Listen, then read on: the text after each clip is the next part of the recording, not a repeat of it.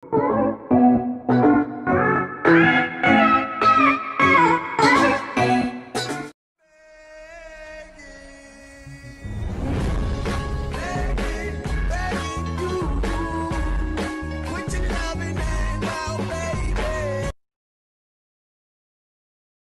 Inday? Handa mo na ba lahat ng kailangan ko, ha? Shampoo ko, conditioner, yung towel ko, yung tubig sa bathtub, mainit-init na ba? Sagot! Upo ka ng upo wala kang ginawa kundi mag-selfie-selfie dyan. Hala, sige, Aura! Naka-ready na po. Opo, madam, tapos na po. Yati yung madam ko. Kala mo naman talaga maganda. Puno-puno naman siya ng di mo alam, mas maganda sa kanya. Sus, arte-arte. Ito na naman ang gamit niya. Apo, madam, ito na yung perfume mo. Shampoo sa buhok. Marami kasi siyang puti sa buhok. At ito na po ang lotion mo, madam. Karigi na. Sus, daming arte. Ano pa ito? Isa.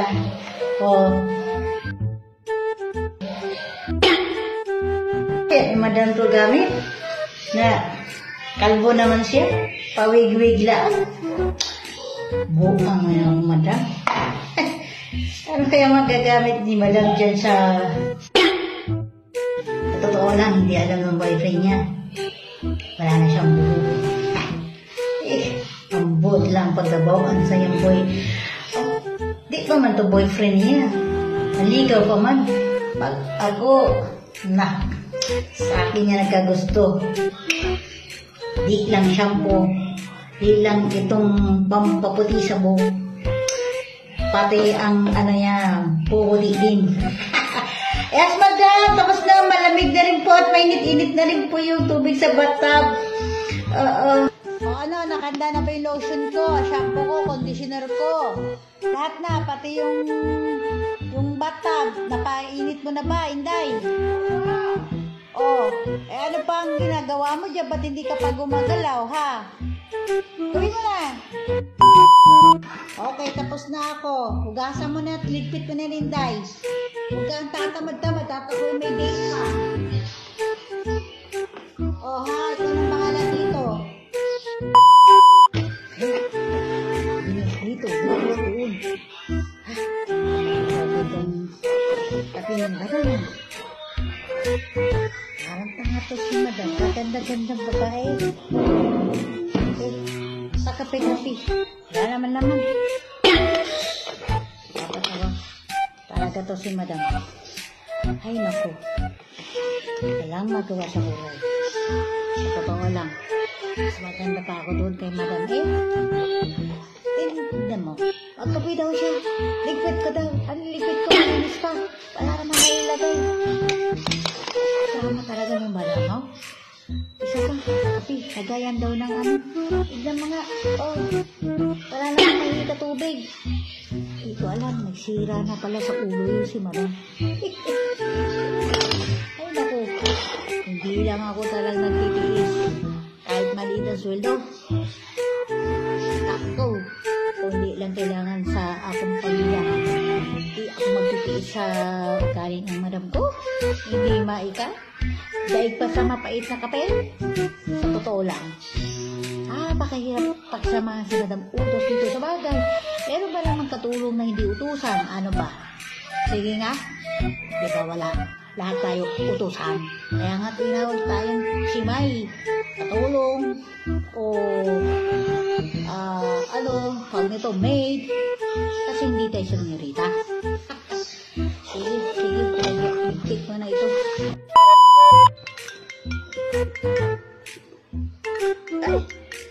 Tawag na ang akong sweetheart. Hello George. Ikaw na ba ni? Hello. Katatapos ko lang maligo. Sige ha, hintayin mo ako. Sa Starbucks na lang kaya tayo magkita. Yes. Sige, mga 5 minutes. Oo, syempre, listing kita. Talaga? Inday! Bilisan mo na! At alis na ako! Sabi mo kay Goryo, ihanda na ang sasakyan. Nauna! Tsaka na naman, pabagal-bagal ka na naman, ha? Hirap talaga ng ganyan, oh. Ito talaga si Inday, eh. Diyos ko, masira ang ulo ko. Inday! Sagot! Ano naman yan? Hindi ka sumasagot. Inday!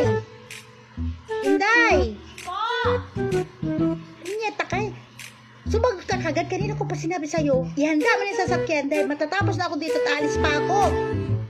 Ano ka ba? Bilisan mo na! Arya! Ay, dami ng utos ni madam. Oche, handa. Oo, madam. Eto na. Oh, mukhang hindi pa naayos, ha. Hindi ko yung sasakyan. Ano ba ito? Ako na naman ang mamasihin. Hindi naman ako ang driver. Nasaan ba ang driver nito? Sus, ikaw kaya maghawak ng camera. Ay, para maibaba ko ito. Eh, tawag ako ng help. Oh, madam. Ready na po, madam.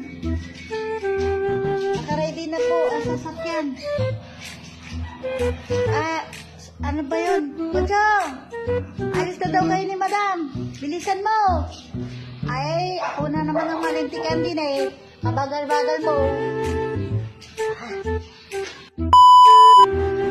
Bukas, kikita ko na rin yung decision. Pero, iba talaga yung boses ng kaniyang kausap ko si Shane. Sino kaya yun, no? Pero isa lang ang puso ko.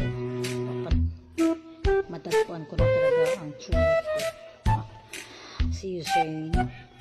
Tignan natin. May iilap ka kay Joyce. Let's go. Ay, matawagan na si Shane. Pero mamaya ka na tumawag pa rin. Hello. Hey. Musta? Ready ka na ba? Oo, sa nating kung saan in-injure mo ko, doon pa rin. Alright, Starbucks. See you. Bye. Ingat ka. Yes. Let's go. Hirap nang naliligaw pa lang. Sana sa kapugian ko ito, mabighani siya sa akin. Mga pare ko, eh. Right.